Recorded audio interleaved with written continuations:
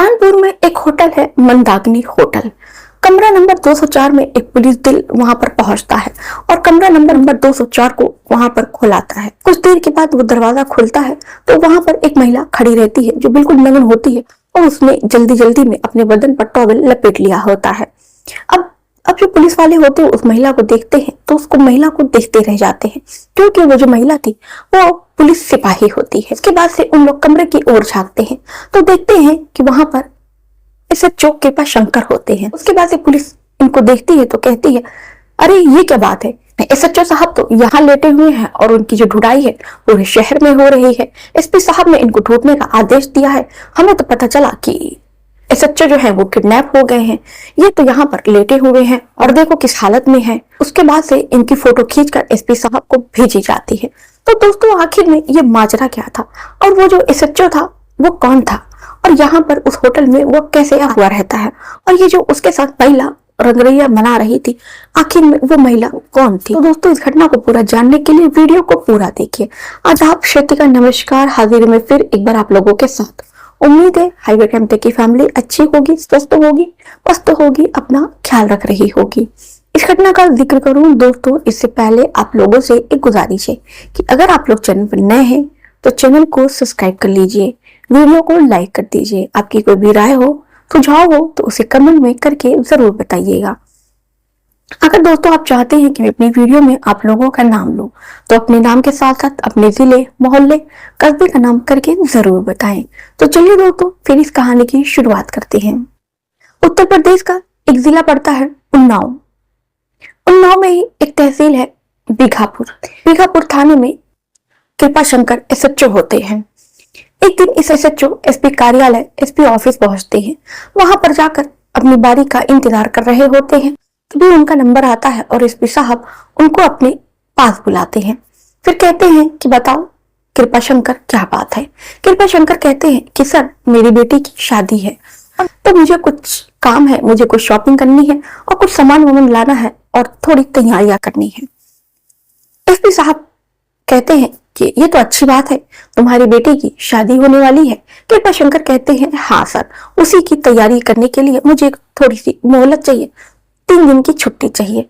SP साहब मना भी कैसे कर सकते थे, क्योंकि बेटी की शादी थी और बेटी की शादी की जिम्मेदारी एक पिता के ऊपर होती है। एसपी साहब बहुत अच्छे से जान रहे थे कि बेटी की शादी ब्याह में कितनी सारी जिम्मेदारियां होती हैं, कितने सारे काम करने होते हैं। तो वो एसएचओ साहब को 3 दिन की छुट्टी है वो दे देते हैं। अब एसएचओ साहब 3 दिन की छुट्टी लेकर वो अपने गांव के लिए निकलते हैं। एसएचओ साहब का जो गांव होता है, उनका जो घर होता है वो गोरखपुर के एक गांव में होता है। अब एसएचओ साहब गोरखपुर के लिए उसी दिन रवाना हो जाते हैं। एसएचओ साहब को 12 से 23 घंटा बीत जाता है, लेकिन जो एसएचओ है वो अपने घर पर नहीं पहुंचते हैं। अब जो इधर उन एसएचओ की पत्नी कृपा शंकर की पत्नी होती है वो कृपा शंकर को फोन लगा रही थी, लेकिन जो उनका नंबर है वो बंद आता है। एसएचओ की जो पत्नी होती है वो बहुत ज्यादा परेशान हो जाती है कि आज से पहले इनका जो नंबर है वो नहीं बंद रहता था।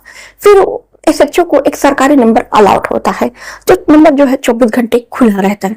अब एसएचओ की पत्नी इमरजेंसी में उस सरकारी नंबर पर फोन करती है, लेकिन वो नंबर भी बंद आता है।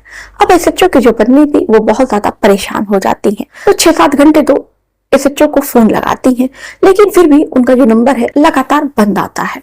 उसके बाद से एसएचओ की जो पत्नी है वो थाने में फोन करती हैं और पता करती हैं कि कृपा शंकर कहाँ है। थाने वाले बताते हैं कि कृपा शंकर तो 3 दिन की छुट्टी लेकर वो घर के लिए निकल गए हैं। तो उनकी पत्नी कहती है कि नहीं, वो यहाँ पर तो नहीं आए हुए हैं और उन्होंने अपनी छुट्टी के बारे में तो कुछ भी नहीं बताया है। थाने वाले भी चौंक जाते हैं, कहते हैं मैडम अगर ऐसी बात है तो आप एक काम कीजिए, इसकी जानकारी जो है वो आप एसपी साहब को दीजिए, एसपी साहब ही इसमें कुछ कर सकते हैं। अब कृपा शंकर की जो पत्नी होती है वो एसपी कार्यालय फोन करती हैं और एसपी साहब से बात करती हैं। कहती हैं कि सर मेरे जो पति है वो थाने में एसएचओ हैं और मैं कृपा शंकर की एसएचओ की पत्नी बोल रही हूँ। मेरे जो पति है सर वो अभी तक घर पर नहीं आए हैं। तो एसपी साहब कहते हैं कि कृपा शंकर तो 3 दिन की छुट्टी लेकर वो घर के लिए निकल गए थे। और शंकर की पत्नी कहती है, हाँ सर, लेकिन वो अभी भी आए नहीं है। 12 से 24 घंटे का वक्त बीत गया है, ना उनका नंबर लग रहा है, उनका सरकारी नंबर भी बंद आ रहा है। फिर उसकी पत्नी कहती है कि सर कहीं ऐसा तो नहीं है कुछ अनहोनी हो गई हो, क्योंकि इस वालों के जितने दोस्त नहीं होते हैं उससे कहीं ज्यादा दुश्मन होते हैं। अब एसपी साहब ये जब ये बात सुनते हैं तो वो भी थोड़ा सा परेशान हो जाते हैं, हैरान हो जाते हैं। फिर एसएचओ की पत्नी से कहते हैं कि मैडम आप परेशान नहीं हुई, हम पता करवाते हैं कि कृपाशंकर कहाँ है। जो एसपी होते हैं उनका नाम इसके कुलकर्णी होता है। अब कुलकर्णी साहब अपनी टीम को, पुलिस दल को बुलाते हैं और कहते हैं कि किसी भी करके कृपाशंकर का पता लगाओ कि कृपाशंकर कहाँ है। अब कृपाशंकर को पूरी जो पुलिस की टीम है वो हर जगह खोज रही होती है, अलग अलग जगह पर, अलग अलग लोकेशन पे पुलिस जाती है, लेकिन कहीं भी कृपाशंकर का पता नहीं चलता है।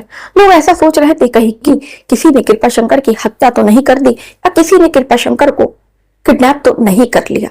अब पुलिस वाले भी हैरान थे, परेशान थे, उनको ढूंढा जा रहा था। इधर पुलिस वाले कृपाशंकर का मोबाइल सर्विलांस पे लगा देते हैं। कृपाशंकर की लोकेशन ट्रेस की जाती है, लेकिन एसएचओ का नंबर बंद था तो इसलिए जो लोकेशन है वो ट्रेस नहीं हो पाती है।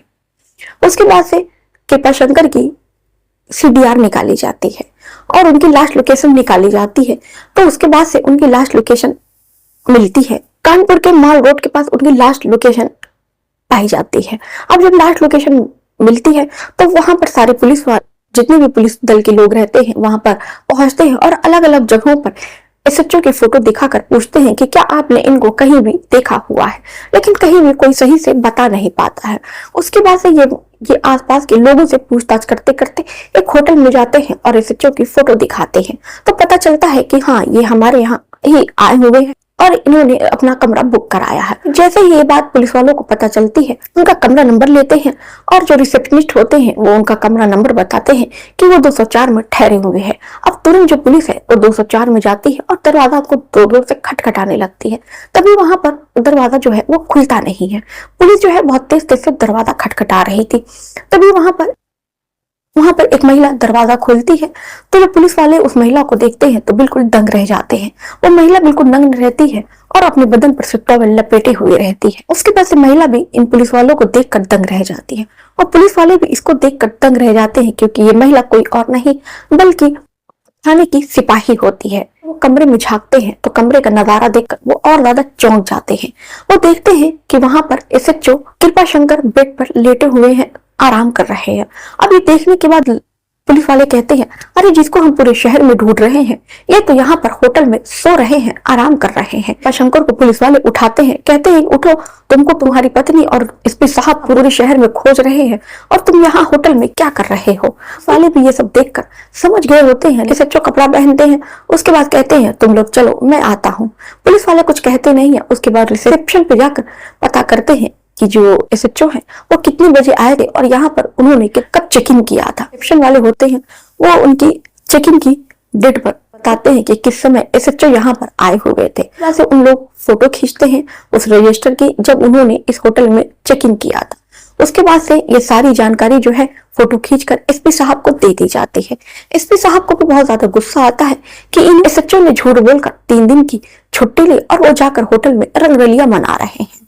उसके बाद से दोस्त मैटर जो है वो ठंडा पड़ जाता है, क्योंकि ये अंदर की बात थी, पुलिस वालों की बात थी, तो यहीं पर वो दब जाती है। लेकिन कुछ दिन के बाद से एक पुलिस वाला होता है जो इनकी वीडियो, एसएचओ की वीडियो वायरल कर देता है।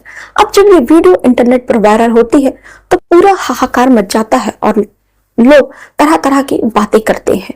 उसके बाद से ये जो बात है लखनऊ में पहुंच जाती है डीजीपी कार्यालय। अब डीजीपी कार्यालय से एसपी चंद्रिका को फिर बुलाया जाता है और कहा जाता है कि अब ये जो भी मामला है इसका संज्ञान लीजिए और इस पर जो भी है तुरंत आप हमें अपनी रिपोर्ट तैयार करके दीजिए। अब एसपी चंद्रिका जो होती है इस मामले की छानबीन करने लगती है और जो भी रिपोर्ट होती है उसको वो गृह मंत्रालय भेज देती है। उस रिपोर्ट में पाया जाता है एसएचओ कृपाशंकर वो दोषी होते हैं और वो जो महिला थी, जो कांस्टेबल होती है, वो महिला भी दोषी थी। गलत तरीके से झूठ बोलकर वो ड्यूटी से छुट्टी लेते हैं और एक महिला के साथ रंगरलिया भी मना रहे थे। इस कारण से पुलिस दल में काफी ज्यादा हलचल मच जाती है और चारों तरफ इनको खोजा जाता है और पता ये चलता है कि ये जो है एक महिला के साथ होटल में रंगरलिया मना रहे हैं। इनका परिवार भी बहुत ज्यादा परेशान हो जाता है। मंत्रालय इन दोनों को सस्पेंड कर देता है।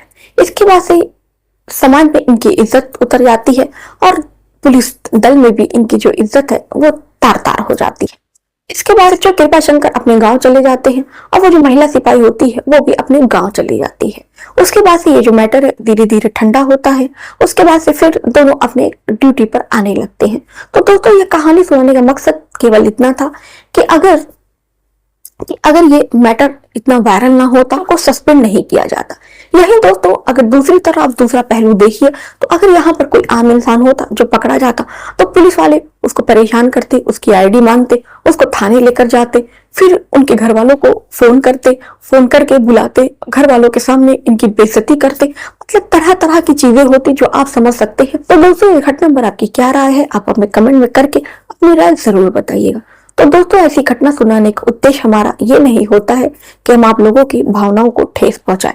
ऐसी कहानी सुनाने का उद्देश्य हमारा मात्र आप लोगों को समाज की घटनाओं से, हो रही घटनाओं से आप लोगों को जागरूक करना है। तो चलिए दोस्तों मिलते हैं फिर इसी समय पर एक नई घटना के साथ। तब तक के लिए अपना और अपने परिवार वालों का ख्याल रखिए और सुरक्षित रहिए।